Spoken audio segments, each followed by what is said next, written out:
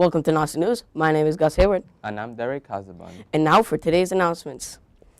On Saturday, November 4th, we have the Nauset Regional Middle School Fall Craft Fair from 10 a.m. to 3:30 p.m. The English teacher, Mrs. Smith, is heading up a prom dress recycling group. If you have a dress to donate, please drop it off in room A107. The program is open to any student at Nauset who would like a dress. The driver's ed class runs monthly after school in room N102.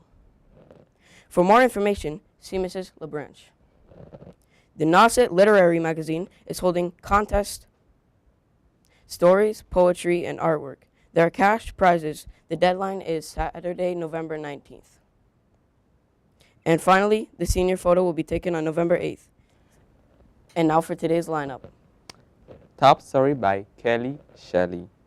High Five by Krista Walsh. Sports by Julia Braunlad and Rebecca Kenyman. Things to Do by Lipsky Joe and Romel Brown. Talent by Nicole Shealy. Help Tip by Doug Brazil and Artie O'Neill. Political Spotlight by Brian Evans. Student Council by Thomas Shields. Special Report by Andrew Sandoval and J.P. Labrage. Fashion by Rochelle Moore. Extra Story by Nicole Shealy. We hope you enjoy your show. Now over to our top story. Hello, my name is Kylie Shelley and I'm here with the top story of the week. We have footage of the recent Spooktacular Art Show, just in time for Halloween. The students being featured had to follow the theme of spooky, creepy, and Halloween. All of the artists are very talented and are showcasing a variety of visuals from drawings to 3D masks. This has been the top story with Kylie Shelley. I hope you enjoy the footage.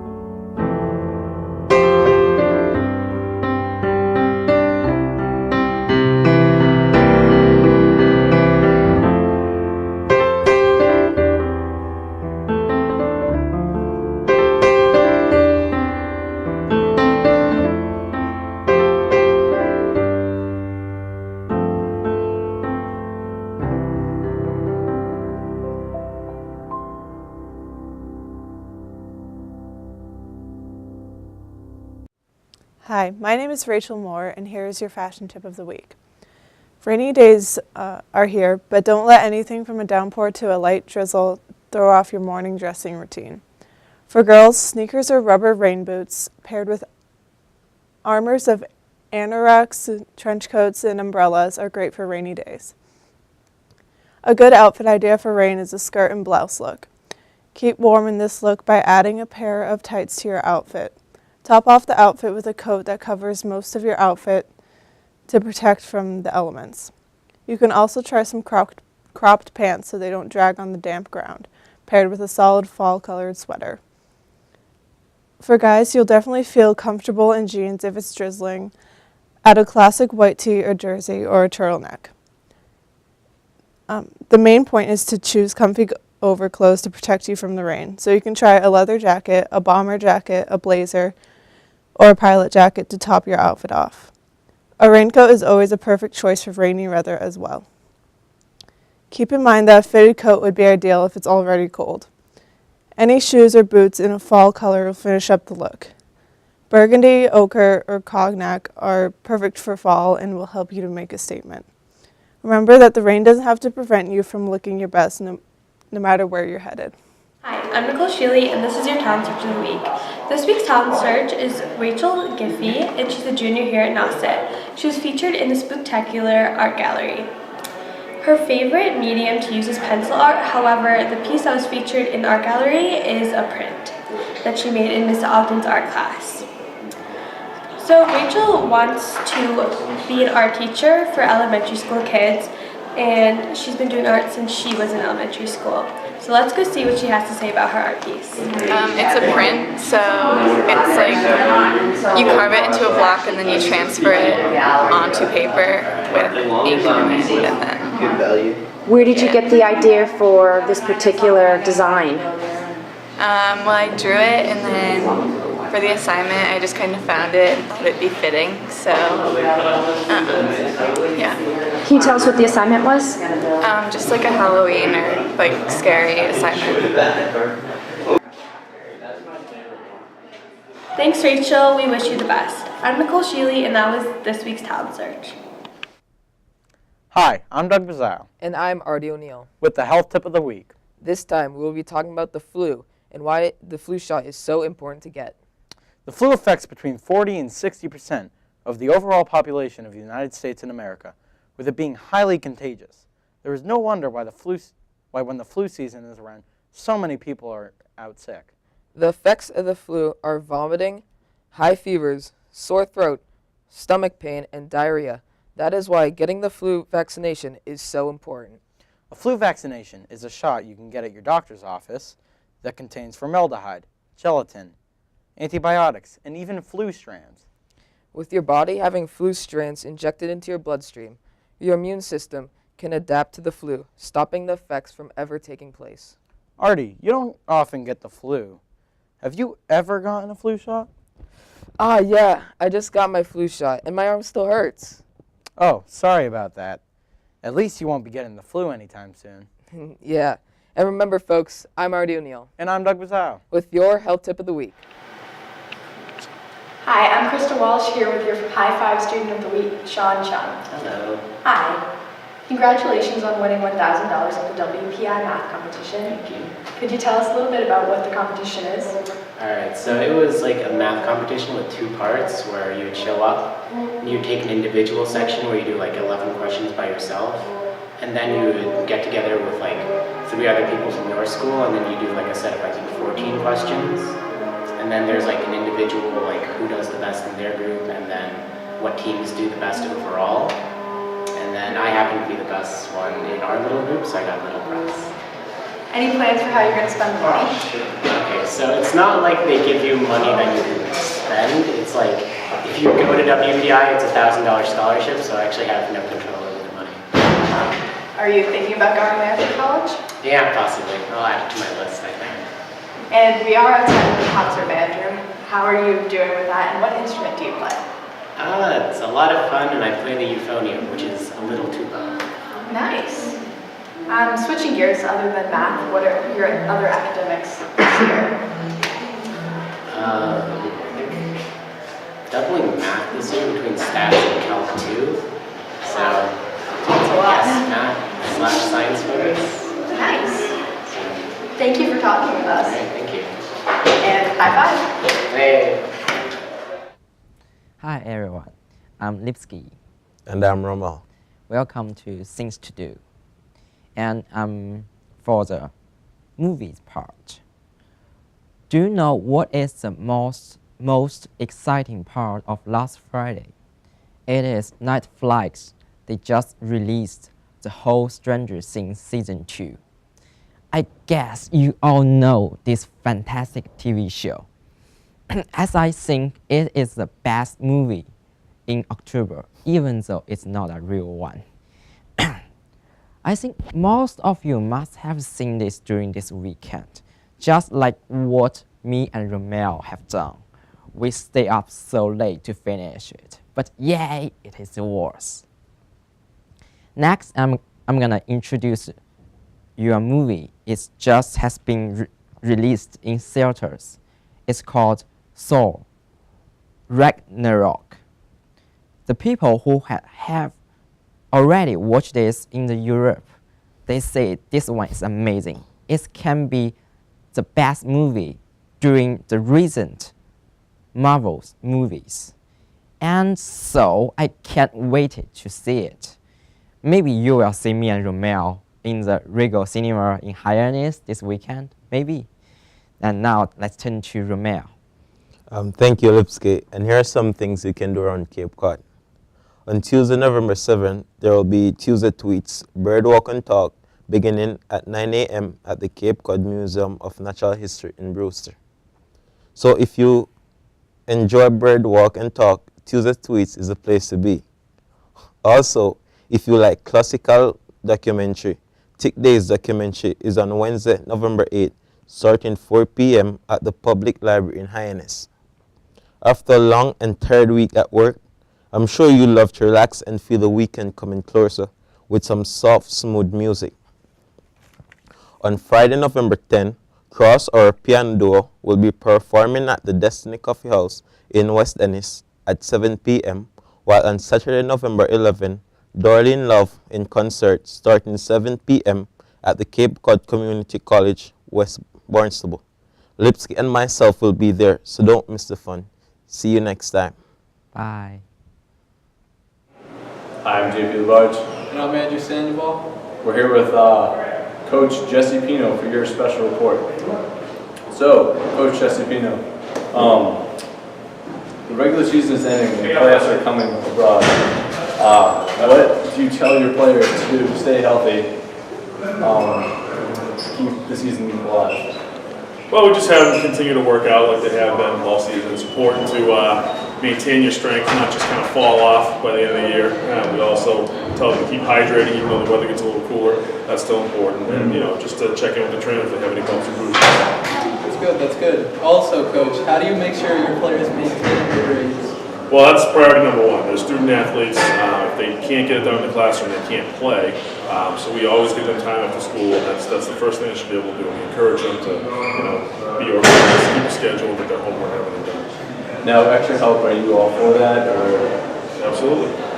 First. Good. So, big D1 football game coming up on Thanksgiving. I know the football team, season came to an end, but, the annual Thanksgiving. What are you going to tell your kids to do to prepare for that? What are they going to eat for that before and during that? Well, they won't be having a big Thanksgiving dinner the night before, hopefully. Something not too heavy, maybe some pasta, something like that, morning of, probably a lighter breakfast, nothing crazy. The game time is earlier than normal, so you don't want to go out there with a full stomach and run Scrambled eggs, maybe? Yeah, maybe. Not too bad. Something light. I would tell them that. Okay. And Gatorade during or after? I'd say both, during and after. Water, tons of water before. Tons of water before. Okay. Well, thank you, Coach Pino. Thank you. Thank you, Coach Pino. It's been a pleasure. This has been your special report. Oh, good evening. Didn't see you there. Brian Evans. Now let's dive right into our political spotlight. It has been 1 year since Donald Trump's stunning victory against Hillary Clinton, and he has done many things throughout that 1 year as him as president. Let's dive into that.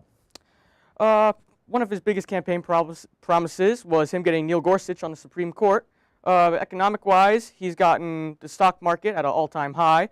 More than 1 million jobs have been created, and with those 1 million jobs, unemployment has been at a 16-year low now. He has signed the Protecting Women in Entrepreneurship Act. He is promoting and buying and hiring American, so more economics. Major businesses are investing in America. We are getting stuff back into America. He's reduced illegal immigration by 70%. The border wall is now underway, another big campaign promise of his. He is fighting back against sanctuary cities. He has created Victims of Immigration Crime Office. He has drafted a plan to defeat ISIS, get them out of the Middle East, kick them out. He has responded to Syria's terrible use of chemical weapons against their own people.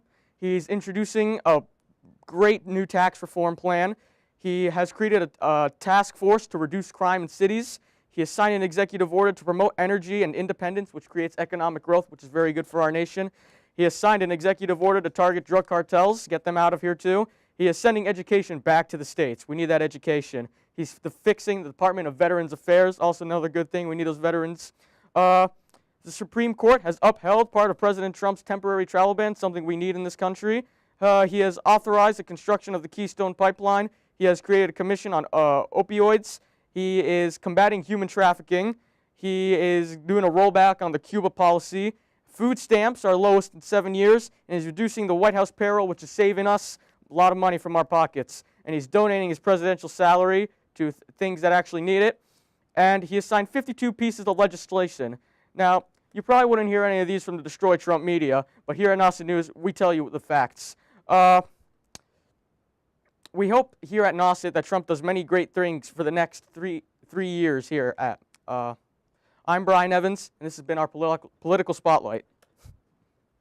Hello, I'm Becca Kinnear. I'm here with Sports News. And I'm Julia Boland. The Nauset boys football team lost to Dartmouth 21-7 on Friday, October 27th in postseason action. Despite the loss, McElbridge scored a touchdown and played fairly well for the Warriors team. The team will now prepare for their annual Thanksgiving Day game against DY High School. We will give you the details as we get closer to the big game. And now we have a report for the girls field hockey team. The girls lost Weymouth 4-0 on Friday, October 27th, and lost against Martha's Vineyard on October 28th, 2-0. Despite the tough losses, the girls look forward to next season under the direction of Coach Ilkovich, who plans on great improvement with the girls. Next, we have cross country. The boys and girls cross country team traveled to Marshfield Saturday, October 28th for the ACL Championships. The Nauset girls, who took first place, beating out second place Sandwich by 14 points. The boys placed second overall and 33 points behind first place Marshfield. Seniors Maddock Nobley and Brian Brooks each capped off their career with course records and best personal times. Both Nobley and Brooks won their respective individual titles, also running well, and scoring for the Nauset girls were Tara Ellard, Rachel Pragna, Izzy Nobley, and Rebecca Pragna. Running well for the boys was Jacob Pearl, Finn Riley, Aiden Dill, and Finnegan Brown. The runners will compete at Eastern Mass State Sectionals on November 11th. Good luck, Nauset cross country. In other sports news, Nauset's golf team traveled to Easton, Mass, where they got second place behind Hingham. State finals were October 21st. We will get the results to you next show. Charlie and Will Campbell shot 77 and qualified in individual state championship. Good luck, golf. Boys soccer. The boys ended their regular season on Monday night, October 30th, at home, beating Barnstable 4-0. James McCauley scored 2 goals and an assist during the senior night game. Ethan Craven and Vance Bates each scored 1 goal, while a strong effort was put forth from Justin King, Ryan Prish, Oz Perez, and Akeem Griffith. According to the coach, John McCauley, the boys will be headed into the state tournament action on Sunday night, November 5th. Those results will be given to you next show. Girls soccer. The girls team beat Barnstable 2-0 at home on Monday, October 30th to finish off their regular season. Katie Leland, Emily McGrath had 1 goal apiece. Coach Quigley commended Isabel Pellegrini, Claire Wadlock, Michelle Coons, and Isabel Shackleford for a strong game. Good luck, girls soccer. Thanks for watching Nauset Sports. I'm Becca Canarium. And I'm Julia Bullen. Hi, I'm Nicole Sheely, and as we close Nauset News tonight, we'd like to feature one of our very own reporters, Abby Wright, who was featured in the Cape Cod Times for her creative makeup looks. So Abby, how did you initially get into makeup? Well, I remember in 7th grade, which was 5 years ago now, we had a Halloween dance, and I wanted to do something kind of shocking, so I found a tutorial online actually for like a gore look, and I tried it, and I ended up really liking it. And I decided that it was something that I wanted to do not just for Halloween, but just kind of during the year and something that I did for fun. So, how did you get into the Cape Cod Times? Well, I have a friend, her name is Hannah, she goes to Barnstable, who actually interns for the Cape Cod Times. And I guess one of the editors was looking for a Halloween story and she had mentioned something about Halloween makeup and like online tutorials, and Hannah mentioned my name, and so she got in contact with me. Wow, very cool. So what was your reaction when you got Cape Cod Times? I really liked it. It was a lot bigger deal than I thought. The pictures were a lot bigger and they were in color, so that was kind of surprising to me, and I thought it was really cool. So what was the feedback you got from the students and staff here? It was really positive. A lot of people that I didn't even think really knew who I was were telling me about how much they liked the spread and how impressed they were by it, and how a lot of people didn't know that I even had that talent. So that was really interesting and unexpected. Yeah, great. So although it's too late for Abby to do your Halloween makeup, prom season is months away, and she's always open for questions if you see her around campus. I'm Nicole Sheely, and this is this week's Nauset News.